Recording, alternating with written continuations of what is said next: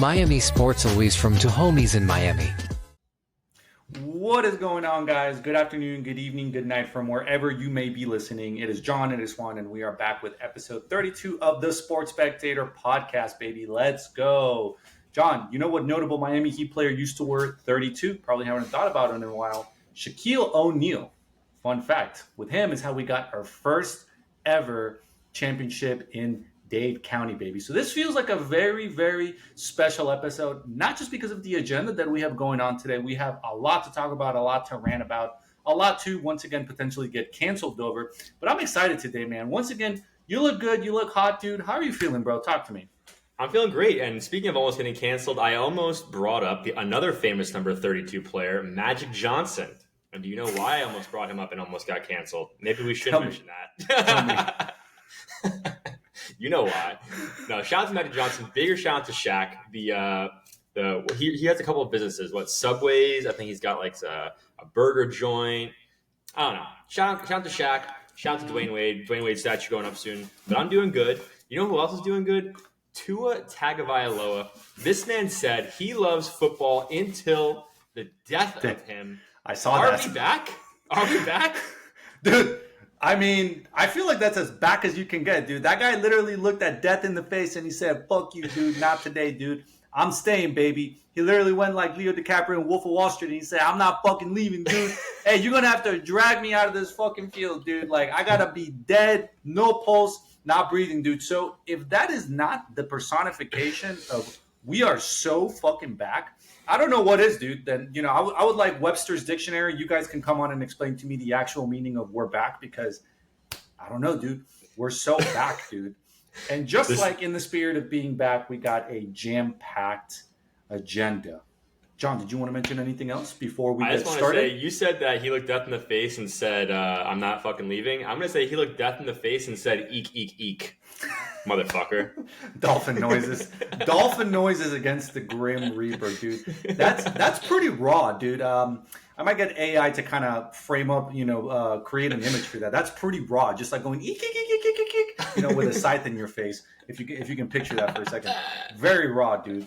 But yes, dude. We're back. We're back. Our record may not show that, but again, I'm stating it forward that, currently our record is 2-4, but just be aware that we're only losing all 4 of those games. All right. 13-4 starts Sunday, guys. Just be aware. And you might be asking yourself, well, Juan, why is it that we're going 13-4 for the rest of the season? And if you haven't been listening to the introduction, shame on you first and foremost. But it is because, like we mentioned, our boy Tua Tagovailoa is officially back against the Arizona Cardinals for Week 8, and it could not come at a better time. John, we got to deconstruct this for a second. We have been awful, dude. We have been cheeks. We have been butt. I mean, whatever you want to call it, we have been bad. And it's been very interesting watching these past couple of weeks of football because a lot of the Tua haters that said, oh, he's a system quarterback, anyone could perform in Mike McDaniel's system. This has been living proof that no way, guys, we absolutely are atrocious without Tua. So if you said otherwise, you don't know ball, and we expect an apology letter. So I'm really thinking that, again, I might be optimistic. I might be putting all my chips on black right now, but I think 13-4 feels achievable. What do you think, John? I agree. I mean, I'm all in. I'm where the playoff run starts now. I believe. I mean, the team was decent enough with Tua playing. Obviously, we had a good year last year, and it was just atrocious without him. He, in his press conference today, he was saying how it shouldn't be all on him for the team to perform. Like, people need to pick up the pieces and pull the team together without him there. But, I mean, it proves the value he has. And I've said this in previous episodes before. So I'm all in. He just needs to, not die on the field. But as we said, he's already told death.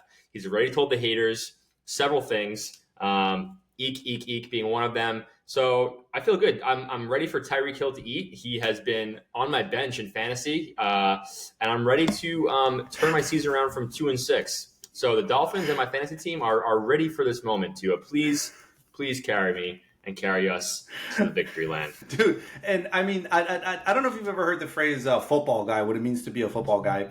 And dude, I got to be honest, like, Tua is as much of a football guy as it takes because, like, this guy he's already made enough money where he could comfortably retire with his beautiful wife, his lovely. I think he just has one kid right now. Again, he could literally go and retire in like Portugal or like some of these countries in Latin America that you don't have to pay taxes on, and like the cost of living is super cheap. But this guy literally said, "I'm not a bitch. I'm not going to go out like a bitch." All right. So either I die or it's a Super Bowl. Okay. So it's either death or a Super Bowl. There's not going to be an in between. All right. I want to make a point. So he actually said another interesting thing on his press conference today. First of all, he was agitated. He was like, "I know this interview is going to suck." People were asking him annoying questions and irritating questions. But one thing he said that was actually really interesting. He's like, a bunch of other athletes in professional sports go down with injuries and no one blinks an eye. For example, boxing, UFC, people get literally knocked out as a part of the everyday routine and come back and play. And I think he made some other references as well, but that was an interesting point where he's like, I don't know why I'm getting all the blame. And he blamed it on the other season where he had his initial, like, first really bad one. But that was an interesting take. I like that one. What do you think? Is football concussions equal to a boxing concussion and getting knocked out? That is very interesting. And again, I've said it on this episode many, many times. I'm not a bright individual, so I'm about to make probably the worst medical take of your life that you've ever heard. So if you're a doctor and you're listening to this and you take this seriously, shame on you. Like, you deserve to fail your next exam. But no, I think football concussions are like the top tier, worst concussions that you can get. Because first and foremost, I mean, it's head against just like complete surface. All right. Your head is literally going perpendicular to the ground. And I just feel like there's just, I don't know, laws of physics. I know that like Newton's laws of physics say that, like, every time objects like touch each other, it's like equal force reacting on each other. I probably said that wrong again. I passed AP physics somehow. I don't know. Clearly, it doesn't show. Yeah, shout out me. But I feel like generally most of these players get their concussion by the head smashing on the floor, as opposed to a fist, which I feel like has a little bit more cushion. So that's why I think people take it more seriously. But here's the spin that you probably weren't ready to hear.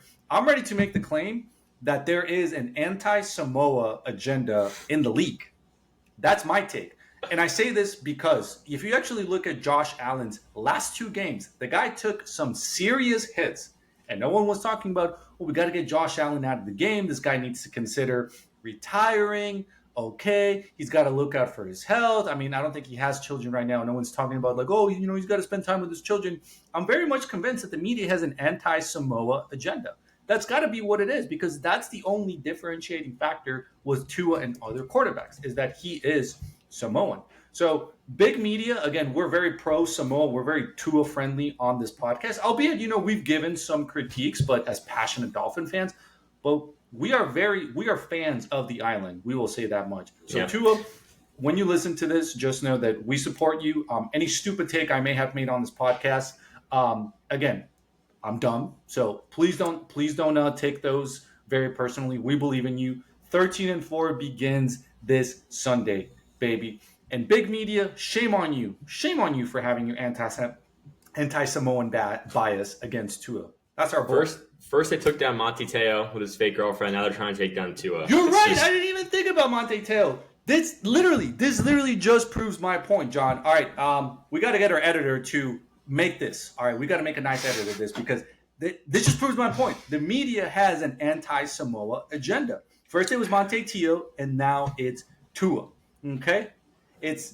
I don't know what it is. I don't know what the islands of Samoa ever did to, big sports media, but clearly they did something. Okay? Yep. You heard it here first, folks. No, but in all seriousness, I'm very excited. I mean, it does not take a football genius to see that the offense simply is not the same without Tua. We have all these weapons. The O-line got a little bit bolstered, but it's clear to see that he manned that ship in a way that other quarterbacks could not. I mean, we had Skylar Thompson, who I was very high on for a while. Absolute cheeks. Okay, you probably could get a random You were Walmart high receiver. on Skylar Thompson, dude. That I didn't think you were retarded until you made that comment, and now Yeah, I see, agree now with what you're saying. you think I'm just playing when I make these comments, Sean, but again, I'm not very bright with some of the things that I say. All right, and yes, for a while, I was a fan of Skylar Thompson. I thought that he had a little bit of moxie. I thought he had a little bit of him as part of his persona, but I was wrong. I was very wrong. Okay, and I got way too high on it, and I came crashing down, and he let me down, dude. Like an ugly chick that you pick up on Tinder that completely catfishes you. You were just tricked. You were deceived. You were bamboozled. And that is what Skylar Thompson did to me, did to the Miami Dolphins, and did to the entire South Florida community. And shame on you, Skylar Thompson, for catfishing us, okay? You had a really good preseason performance a year ago and made me think that you were actually good. Shame on you, dude. You catfished the shit out of me, bro. And then who else did we have? Tyler Huntley, who I also thought I was just like, okay, great value Lamar Jackson. All right, in Mike McDaniel's system. I thought that too, man. Yeah. I was like, this could get spicy. Like, we could be cooking. No, man, don't let bro cook ever again, dude. That was the worst dish that I have ever tasted in my life, dude. I think you wouldn't even be able to serve this in a homeless shelter with how atrocious the cooking was from Tyler Huntley. I'm sorry, dude. He let me down. And then Tim Boyle, who, again, if you even remotely know ball, this guy has just been, he's literally called a boil. Like, you get a boil on your butt cheek when you have like an infection or something. Like, you can't trust a guy with that kind of last name. So, excuse me. I might die on this episode, so I apologize. So, in all seriousness, the point that I'm trying to make is I'm very excited to see the offense back under Tua. Hopefully shut up a lot of the haters and hopefully show big sports media that Samoans do belong in the NFL. And that's all I got to say about that. On a crazy note, man, Tyreek Hill and Jalen Waddle have a combined 1 receiving touchdown through 6 games. Oh my God. John, you want to hear something crazy? And we actually posted about this earlier, but sabermetric of the day. A year ago, we had scored 70 points, that legendary 70-point game in last year's season openers against the Denver Broncos. We have scored 70 points total through 6 games so far. I saw that today and it made me realize, like, numbers don't lie. Like, I knew we were terrible, but when I saw that, it really put it into perspective where I was just like, wow, dude. Thank God that we don't relegate in the NFL because we would be on the chopping block to get relegated. And quite frankly, if we got relegated to like the Pac-12 after this season, I'd be like, we deserved it. Like, you're going to come in as a professional football team and put up these performances. That's what you're going to get. You're going to get relegated, bro. So yeah, it's sad, dude. It's very sad to be a Miami Dolphins fan right now, more than anything. So Tua, thank God you're back, dude. Like, I'm so happy you're back. Please forgive all of my crap takes on this podcast for critiquing you. They were not deserving.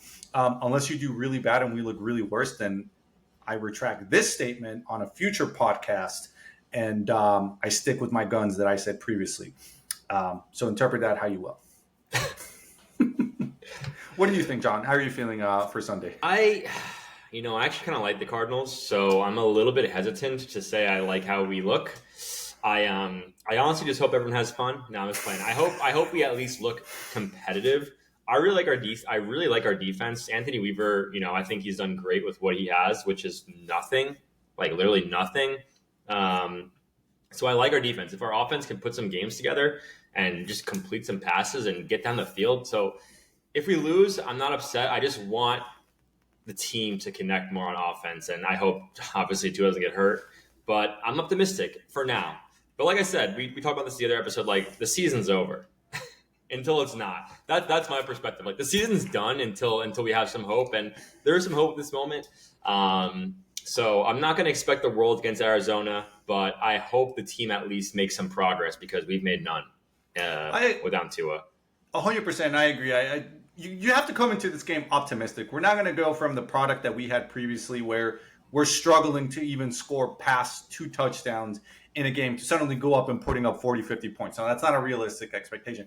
And I 100% agree with you. But I do agree with your other point that I think it is a realistic expectation that we at least want to look better. Like there has to be something there where we can say, Tua has been the missing piece.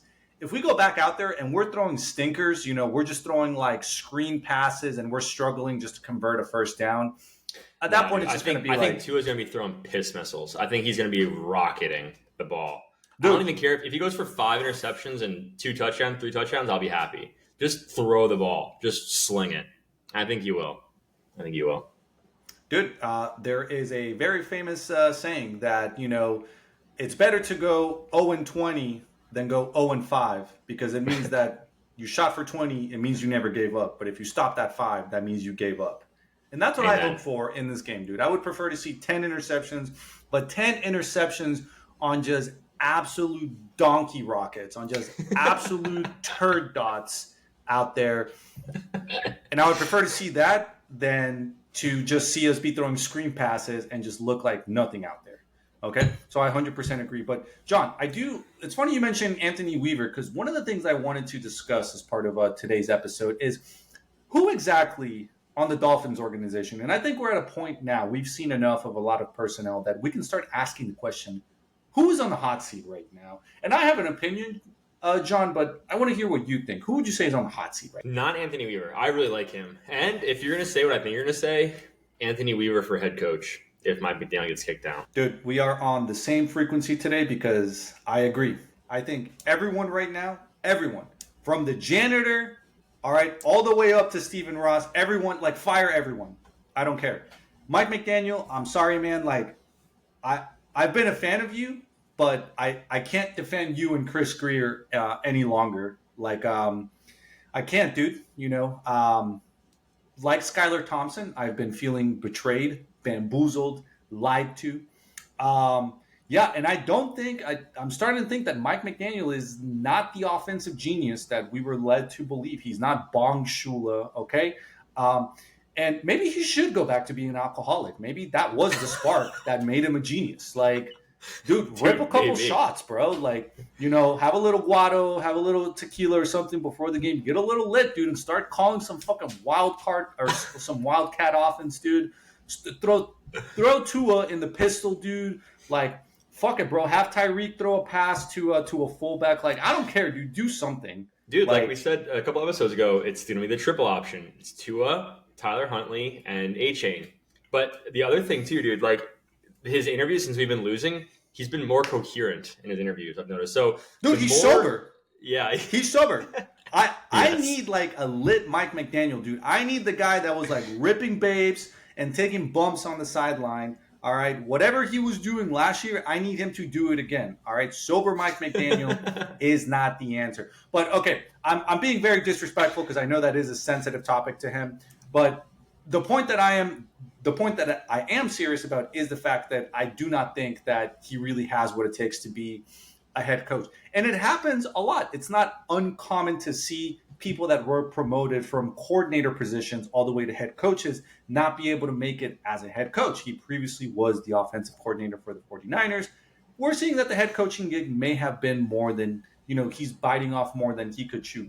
And yes, John, you beat me to my point, which was the only person that deserves to stay as part of that coaching personnel, as part of any sort of management decisions, is Anthony Weaver. The product that he is putting up on defense with absolutely nothing is just nothing short of astounding and sensational. He's losing players left and right, but he finds a way to make that defense great. And that is what great coaches are. They figure out a way to put a product on the field when there's nothing available. So, in my opinion, fire Chris Greer. I'm okay with firing Mike McDaniel somehow. I wish Stephen Ross would get bought out somehow. Like, I'm okay with all of those guys leaving. I will say that. I've seen enough, and unless they convince me otherwise for the rest of the season, that's going to be my opinion.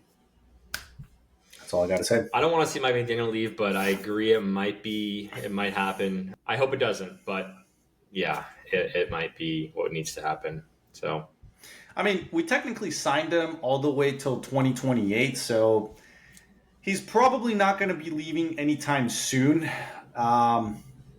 But he needs to do something, dude. We need more energy in that locker room. So I was watching a clip today, Dan Campbell celebrating the win against the undefeated Vikings. Divisional rival. That was a big, big game, and they showed out. Bro, and the energy that this guy has in the locker room, like, it makes me want to run through a literal brick wall for this guy. And I don't even play football, okay? You look at Mike McDaniel's interview, it's all like, oh, we're doing our best. We're trying. We're journaling. We're talking about our feelings. Like, hey, man, that's all well and good, but, like, this is fucking football, bro. Like, Yeah. You're here repping the city of Miami. You have to be motivating these guys a little bit more. And I get it. He's a player's coach. I know that the players like him. But at some point, you have to kind of be the bad guy and get your guys riled up. And that's not what he's doing. It's a double-edged sword because clearly it worked last season until it didn't. And that's a good point. That's a big point to make. Like, it worked last season until it didn't. I mean, we bombed out in the playoffs. We bombed out at the end of the season, losing the opportunity of a layup to get like the division leader and championship. But so it's tough. But a rebuild is also tough. But I mean, to your point before, look at Dan Campbell. He's talking about a rebuild. I mean, the Lions have been rebuilding for decades, and now they're one of the best teams in the NFL. You could probably make an argument that they are the best team in the NFL. It's a very hard argument, I understand, but it's true. I don't know. Is there anything else to say on the Miami Dolphins before we go to a lighter subject in a better team of Miami? I don't think so, dude. But once again, my mental health is on full display here. So I'm going to refrain from saying anything else, and I'll just say we will touch on the subject again after this week. We'll obviously be critiquing however this upcoming week goes. We got a lot of games ahead. I mean, let's just take a look at the next 5 games. I'm curious. So next 5 games is as follows. We got Cardinals, Bills, Rams, Raiders, Patriots. John, knowing those next 5 games, how do we fare out? What's our record in the next 5? I'm going to say this is optimistic. We go 3-2. I think we lose to Arizona, we lose to Buffalo, then we go 3-0 across the stretch against the Rams, Raiders, and Patriots. 3-2. I'm going to be a little bit more pessimistic, and I think that realistically we go 2-3 in that stretch. Who do you think our third loss is to? I got to say the Rams. I feel like that's a team that always is. You can never count them out despite whatever performance they had. Sean McVay is still really good. Cooper Kupp apparently has been healthy. It looks like he's going to be coming back. And Matthew Stafford is still a name to watch. Like, that's still potentially a future Hall of Fame quarterback, and you can never count that guy out. And in fact, I remember hearing a lot of rumors, people talking about, should we trade for Matthew Stafford? And I said, I wouldn't hate that idea, to be honest with you. So that's one that I could really see going either way. But I think Raiders, I think Pats, those which should definitively win. But you know what's sad too? If we somehow went 0-5 in that stretch, it also wouldn't surprise me that much either. That's just my thing. I think 2-5, that's my take. But again, I'm not very bright. Yeah.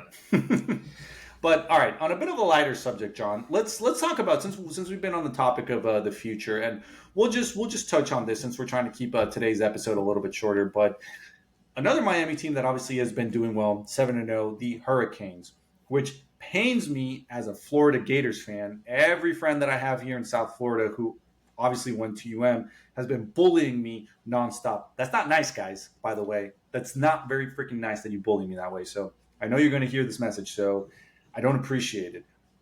But I also respect it because I would be doing the same.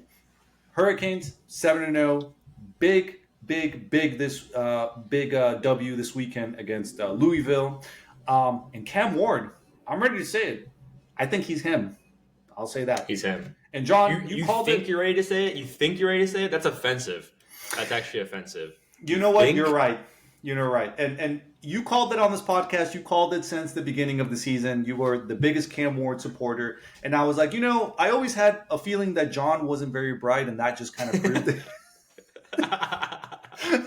That was your Florida bias just gushing out. Oh, yeah, completely. So I was pissed when you were wearing the jersey. And I was like, what the fuck is this guy doing? Is he just wearing that just to spite me? But you know what, dude? I'm willing to admit that I was wrong, and you had your moment of very much knowing ball. Thank you. And that was it. You knew ball. Like, you were a fan of Cam Ward before he got all this hype, and I respect you for that. And I'm ready to kind of join that train now and say he's him. I'll never say that, of course, I'm a full-blown Hurricanes fan, but I do respect Cam Ward, and I am rooting for him to win the Heisman over Travis Hunter or Giante from Boise State. I want to turn this around because, first of all, I appreciate the praise, but I'm gonna play the ball here where I had a realization today, and this is luckily it doesn't matter too much for me because at the end of the day, I'm an Alabama fan first, which is its own struggle and dilemma in the moment. But here's my conclusion I've come to today: Miami will win out the rest of the season. They'll go undefeated. They will lose and potentially look embarrassingly fraudulent in the ACC championship versus Clemson, and then they will luckily make it into the playoff and then get embarrassed again in the playoff and finish a season undefeated with 2 losses in the postseason because their defense sucks. The only reason why this team is undefeated right now is because of Cam Ward. The only reason why this team is relevant right now is because of Cam Ward. This team's defense is a joke. They're playing against unranked ACC teams, and they're just getting lit up like no other. And you can make the argument like, oh, these teams are playing up to a standard, but like, give me a break. Championship winning teams and teams that compete for championships are not getting played up to by these no-name ACC teams. I don't care if Louisville is, quote, ranked. I don't care if, like, these teams suck on the big picture of like college football. They suck. So Clemson looks good. And then if you're going to tell me they're going to get into a playoff and play against another championship level team, they're going to compete with them, I just don't see it. That's my perspective right now. I don't like to say it, but I really strongly believe it. John, I have a question for you. Do you think that Kalen DeBoer said something similar to his team after you guys lost to Tennessee? What do you think? That they suck and they're frauds? Dude, Kalen DeBoer is a fraud. Don't get me started on Alabama, dude. Don't get me started. How does it feel knowing that this is the first time going into the month of November that you are going in with multiple losses since 2007, which I will remind you was Nick Saban's first season? Like, welcome to being a fan of a team that lets you down. You know how I have felt for the past decade and a half that I have been rooting for the Florida Gators.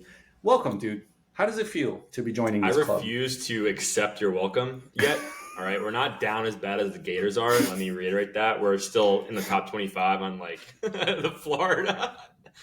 But I will say this. After we beat Georgia, Kalen DeBoer began heavily consuming and potentially becoming addicted to methamphetamine because I don't know what his play calls are.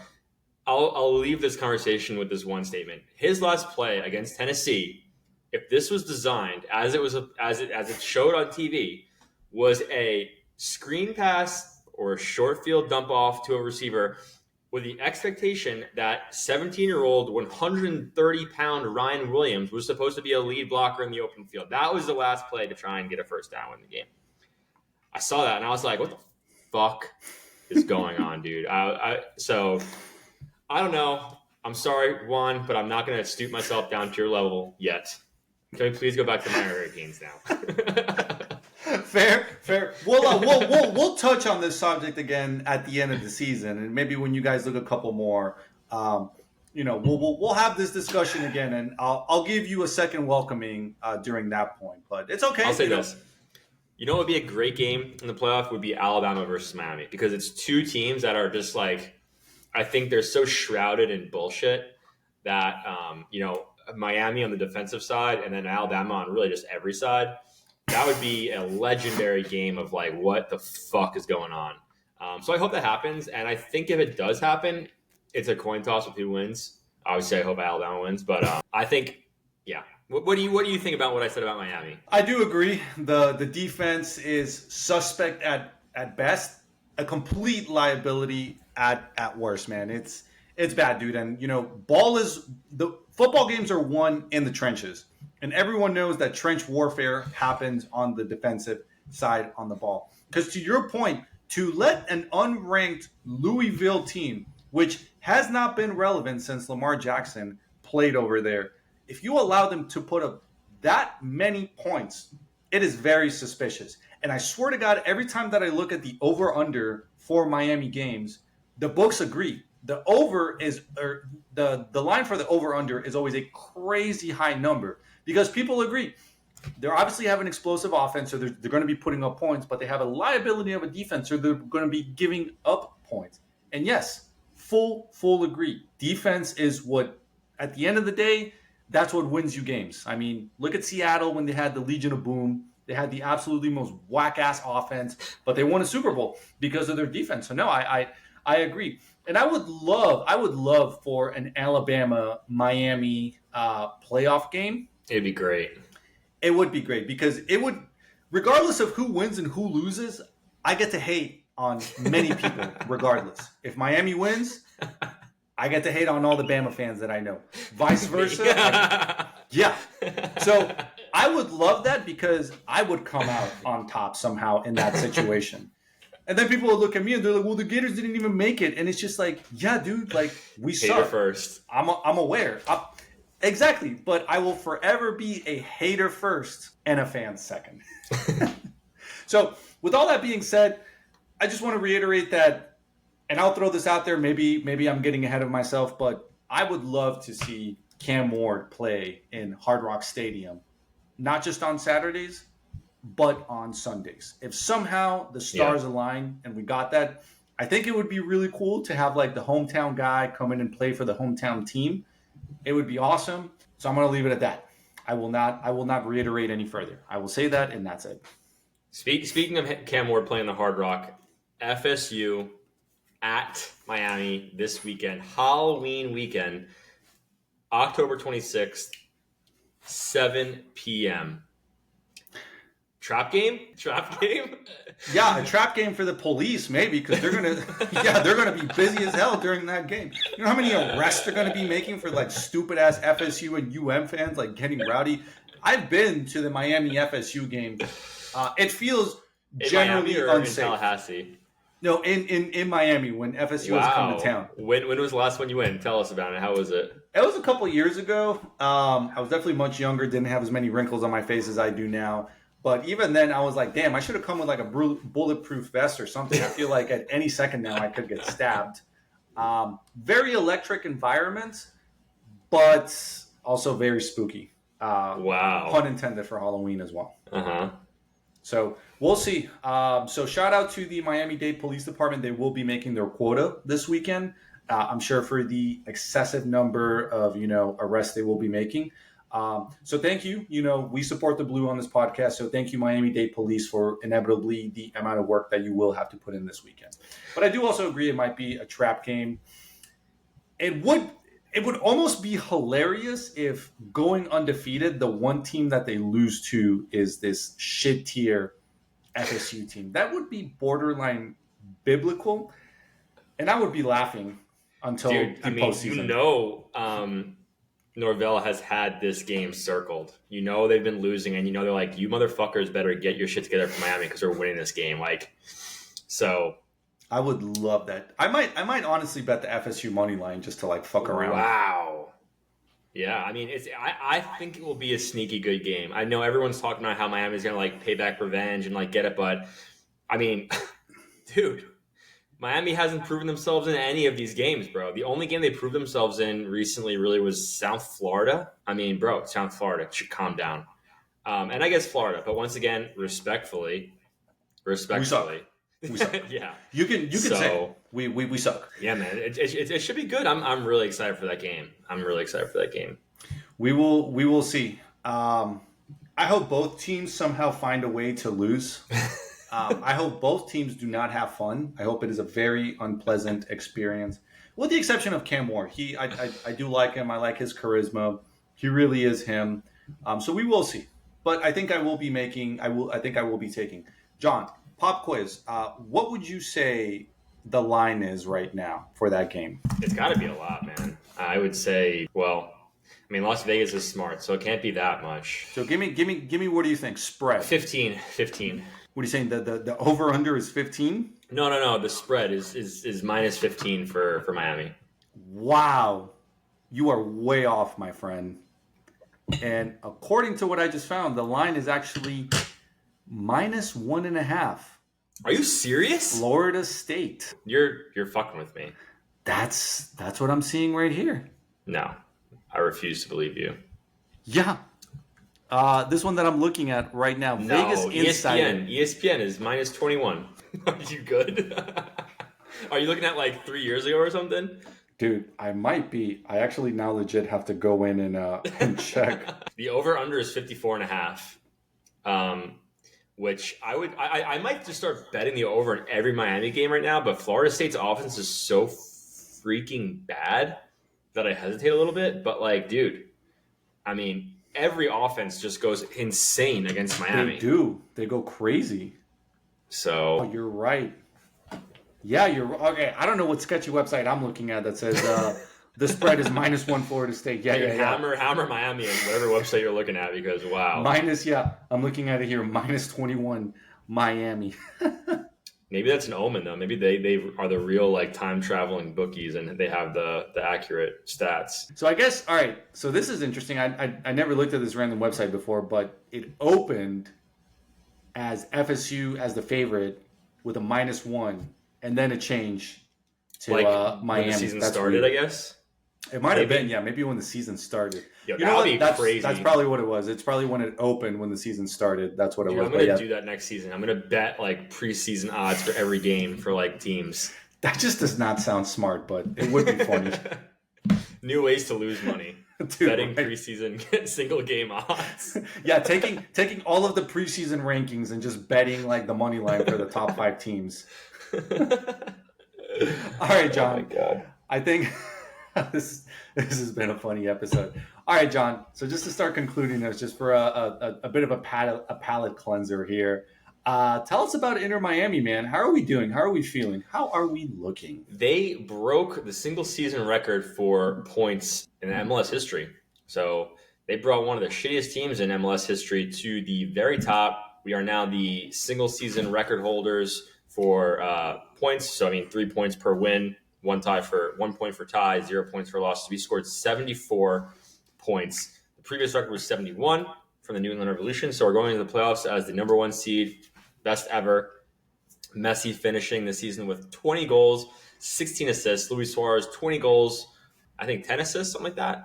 So playoffs are starting very soon. They start this week is Inter Miami's very first game.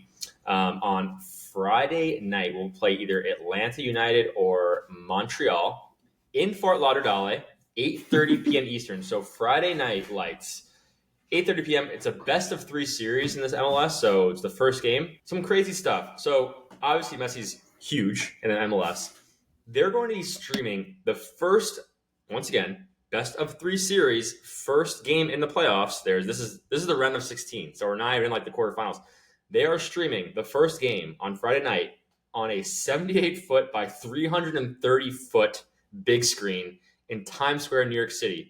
There are no New York teams playing. It's Atlanta, Miami, or Montreal, and they have it up in New York City, Times Square. The Messi so this effect. Playoffs is going to be insane. Yeah, insane.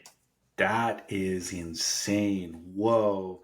Now, I have a question for you. This is probably very ignorant, so I apologize in advance. But is this Messi's final season? Is this his farewell tour? Or do you think he's still got no chance? No chance. No. He's going to play, I think, until his legs break. This is life. Football is life. And I think on contract, literally, he has at least 1 more season. And I think he's going to try to play until the next World Cup, especially if he can play at a high level like this. He just scored back-to-back hat tricks, and his most recent hat trick to end the season with Inter Miami was off the bench. And he also had an assist. He's just on an absolute tear. He looks good. I'm sure he feels good. So I think he'll keep playing. I do think he will play in the next World Cup. Where? In America. What stadium will be hosting it? Hard Rock. So Damn. I think the money makes sense. The legacy makes sense. The dream makes sense. As long as he can stay healthy, he will keep playing. And I think he will play for Argentina in the World Cup in 2026, which we're going to be hosting some crazy events for. So he's not done. He's so far from done. He's just unbelievable. Well, I think that really brings us full circle because how did we start today's episode? Tua telling Death, I'm not fucking leaving Same thing with Messi. And I think that is a good spot to conclude on today's episode, that the theme from today was big Miami ballers simply tell the powers that be, fuck off. And it just, ball is life, dude. That's all we got to say. Ball is life. And without ball, there's only death. So exactly. So let's you gotta fucking keep ride. balling. You got to keep balling. Wow, what All an right. episode. What a sensational episode, John. Always love seeing you. You always look good. Until next time, episode 3-3. Up next. 3-2. Oh, up next. Up next. Shout out to This was Matthew 3-2. Johnson. Counting is hard. All right, bye, guys. Bye, guys.